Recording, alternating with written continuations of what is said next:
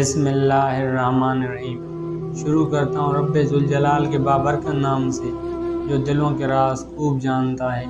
السلام علیکم ناظرین اکرام، پھر سے آپ کو دل کی گہرائیوں سے المعزو ٹی وی میں خوش آمدید کہتا ہوں۔ حضرت عمر رضی اللہ تعالیٰ عنہ کی حالت۔ حضرت عمر رضی اللہ تعالیٰ عنہ بس اوقات ایک تنکا ہاتھ میں لیتے اور فرماتے کاش میں یہ تنکا ہوتا، کبھی فرماتے کاش مجھے میری ماں نے جنا ہی نہ ہوتا۔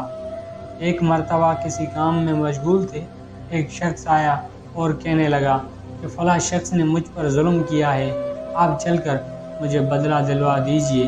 آپ رضی اللہ تعالیٰ عنہ نے اس کو ایک درہ مار دیا کہ جب میں اس کام کے لیے بیٹھتا ہوں تو اس وقت تو آتا ہی نہیں، جب میں دوسرے کاموں میں مشغول ہو جاتا ہوں تو آ کر کہتا ہے کہ بدلہ دلوا دو۔ وہ شخص چلا گیا۔ حضرت عمر رضی اللہ تعالیٰ عنہ نے آدمی بھیج کر اس کو بلایا اور درہ اس کو دے کر فرمایا کہ بدلہ لے لو۔ اس نے عرض کیا میں نے اللہ کے واسطے معاف کیا۔ گھر تشریف لائے، 2 رکعت نماز پڑھی، اس کے بعد اپنے آپ کو تطیب کر کے فرمایا اے عمر تو کمینہ تھا، اللہ نے تجھ کو اونچا کیا، تو گمراہ تھا، اللہ نے تجھ کو ہدایت دی، تو ذلیل تھا، اللہ نے تجھ کو عزت دی، پھر لوگوں کا بادشاہ بنایا۔ اب ایک شخص آ کر کہتا ہے کہ مجھے ظلم کا بدلہ دلوا دے تو اس کو مارتا ہے، کل قیامت کے دن اپنے رب کو کیا جواب دے گا؟ بڑی دیر تک اسی طرح اپنے آپ کو ملامت کرتے رہے۔ آپ رضی اللہ تعالیٰ عنہ کے غلام حضرت اسلم رضی اللہ تعالیٰ عنہ کہتے ہیں کہ میں ایک مرتبہ حضرت عمر رضی اللہ تعالیٰ عنہ کے ساتھ ہرا کی طرف جا رہا تھا کہ ایک جگہ آگ جلتی ہوئی جنگل میں نظر آئی۔ حضرت عمر رضی اللہ تعالیٰ عنہ نے فرمایا کہ شاید یہ کوئی قافلہ ہے جو رات ہو جانے کی وجہ سے شہر میں ہی نہیں گیا، باہر ہی ٹھہر گیا، چلو اس کی خبر لیں، رات کو حفاظت کا انتظام کریں۔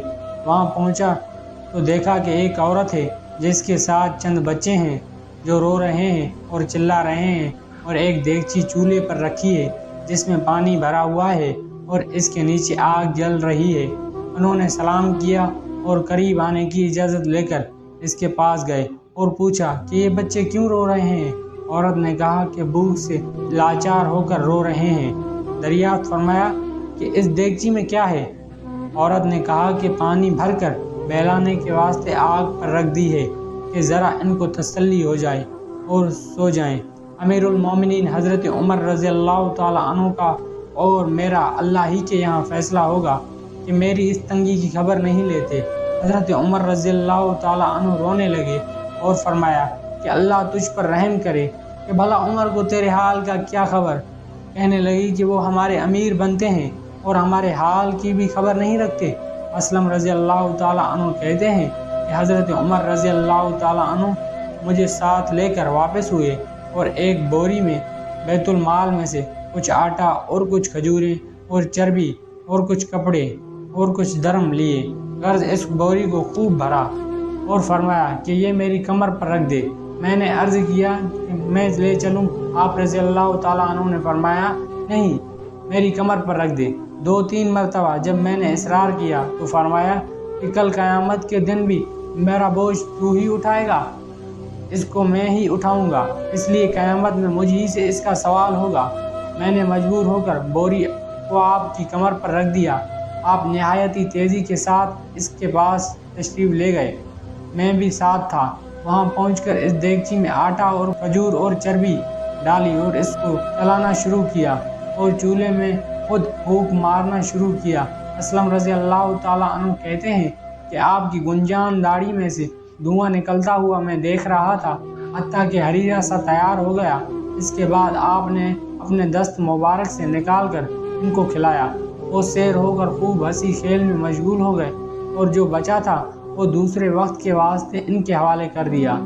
وہ عورت بہت خوش ہوئی اور کہنے لگی کہ اللہ تعالیٰ تمہیں جزائے خیر دے کہ تم اس کے مستحق ہو کہ حضرت عمر کے تم ہی خلیفہ بن جاتے۔ حضرت عمر رضی اللہ تعالیٰ عنہ نے اس کو تسلی دی اور فرمایا کہ جب تم خلیفہ کے پاس جاؤ گی تو مجھ کو بھی وہیں پاؤ گی۔ حضرت عمر رضی اللہ تعالیٰ عنہ اس کے قریب ہی ذرا ہٹے کر زمین پر بیٹھ گئے اور تھوڑی دیر بیٹھنے کے بعد چلے آئے۔ اور فرمایا کہ میں اس لیے بیٹھا تھا کہ میں نے ان کو روتے ہوئے دیکھا تھا، میرا دل چاہا کہ تھوڑی دیر ان کو ہنستے ہوئے بھی دیکھوں۔ صبح کی نماز میں اکثر سورہ کہف، طٰہٰ وغیرہ بڑی صورتیں پڑھتے اور روتے روتے کئی صفوں تک آواز جاتی۔ ایک مرتبہ صبح کی نماز میں سورۃ یوسف پڑھ رہے تھے، روتے روتے آواز نہ نکلی۔ تہجد کی نماز میں بعض مرتبہ روتے روتے گر جاتے اور بیمار ہو جاتے۔ یہ ہے اللہ کا خوف اس شخص کا جس کے نام سے بڑے بڑے نامور بادشاہ ڈرتے تھے، کانپتے تھے۔